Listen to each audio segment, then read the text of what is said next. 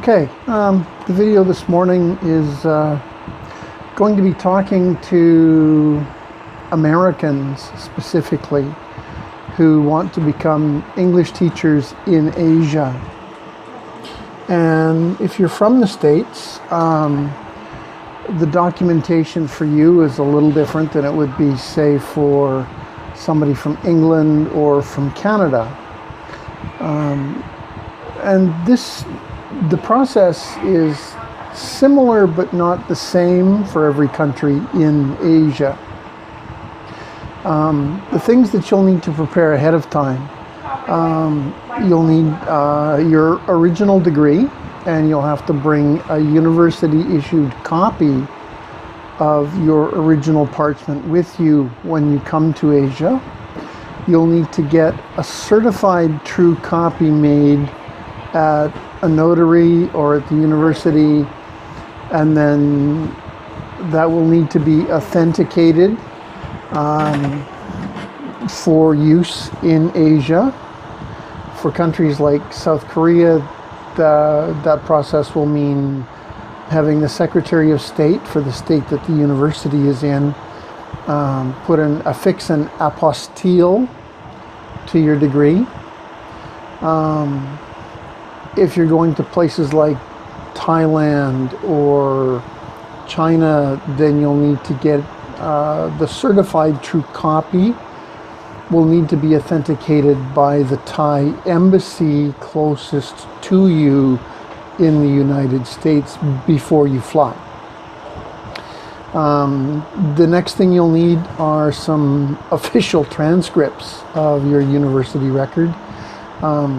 And these are usually required by the immigration service in the countries that you're going to.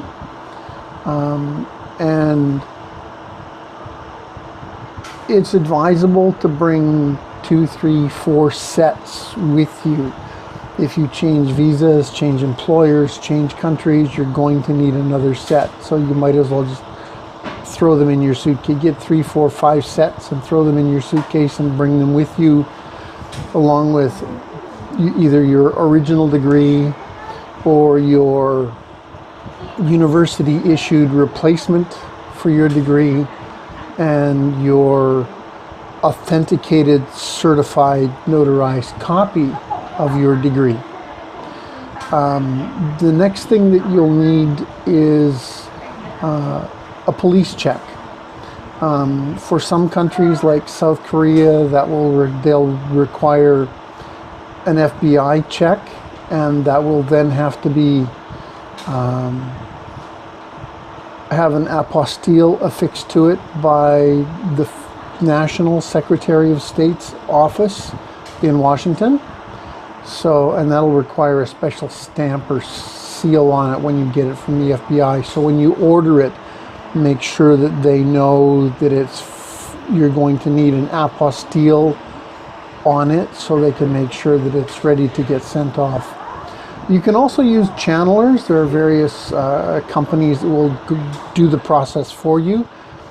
They're not cheap, but they're a little bit quicker and a little bit easier to deal with than dealing with the FBI and Secretary of State in Washington by yourself. For other countries, just the simple police check or FBI check is adequate. Take that down to the local embassy or the nearest embassy of the country you want to work in and have it certified as authentic for use abroad. So if you're going to, think about working in China, you'll need the Chinese embassy to certify it, or the Chinese consulate if you're not in Washington or close to Washington. If you're going to Thailand or Cambodia, Laos, Vietnam, then you get the closest consulate of that country. If you want, if you think you may be looking at 2 or 3 countries, get 2 or 3 copies of your police check done. When you order 1, order 3. And that way you've got them. They usually have between 6 months for South Korea and up to a year for countries in Southeast Asia before they make you get a new one So it has a little bit of a shelf life. Your degree and the certified copy of your degree and your transcripts have an unlimited shelf life. They're good forever.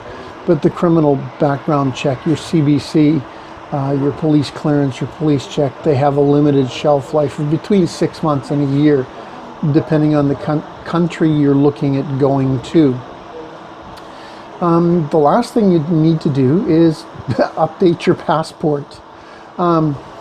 There's nothing more difficult than trying to get a 1-year visa in a passport that's only got 9 months of validity left in it. They typically won't do it. They'll make you go get a new passport first, or they'll give you a passport or a visa that's only good until the expiry date of your passport, and then you'll have to go through the whole visa renewal process after you get your replacement passport. Getting replacement passports while you're abroad is awkward, time-consuming, and difficult. Whereas at home, it's just a matter of popping down to the passport office and just getting it done. So, you know, even if you've got 2 years left in your passport, if you think you may be abroad for more than a couple of years, it's penny wise and pound foolish to travel on a passport that's more than half used. Get a new one. Because living abroad as an expat, you're going to use your passport all the time. When you check into a hotel, when you get on an airplane, when you travel across a border, when you get services in a bank, they're going to want that passport. And if your passport gets down to where it's got less than 6 months validity remaining on it, then you can't do anything except fly home. So make sure you've got your passport renewed or updated. And if you walk in the passport office and you say, oh, I want a replacement passport, and they say, well, it's got 2 years left. Why do you need a replacement?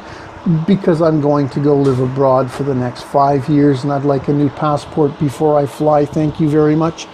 They don't have a problem giving you a new passport. They just take the old one, give you the new one, they void the old one, and they give them both back to you. They no longer put extra pages in passports. That process has been stopped. So get a new passport. If you start running short of pages or start running short of dates in your passport, then be sure to renew early rather than get caught out and run out of pages or run out of dates or months. As a fairly strict rule in most countries in Asia, you cannot cross an international border, even if it's only for a day trip, if there is less than 6 months validity remaining on your passport. So renew early, keep it current, make sure you've got lots of pages in your passport, and if you start running short, you get down to 5 pages, the last 5 pages in your passport, it's time to think about starting the renewal process, because that takes time. So make sure your passports are ready. Now that you've got your documents in order, it's time to start looking at places that you want to work. And one of the things that new teachers always look at is, well, how much am I going to get paid? While it's nice to look at the bottom line of the salary package, it's not everything in your salary package. So look at all of the different parts of the package. For example, in South Korea, you'll earn about 2.1 million Korean won. It's about $1,800 US at today's exchange rates. And people say, well, I can make more than that sitting at home, maybe. But in addition to that, you've got a free apartment and a free airplane ticket back and forth every year from the States to South Korea, included as part of the package. So that $1,800 or $1,850 a month that you're receiving for your salary is pretty much all disposable income. The only expenses you have to pay out of that for living are your groceries and toiletries.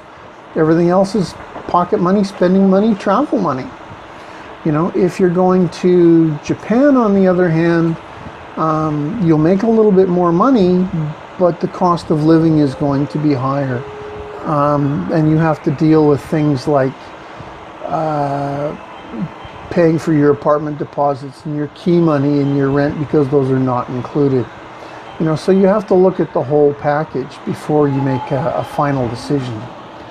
And I'll talk a little bit more later in the next clip.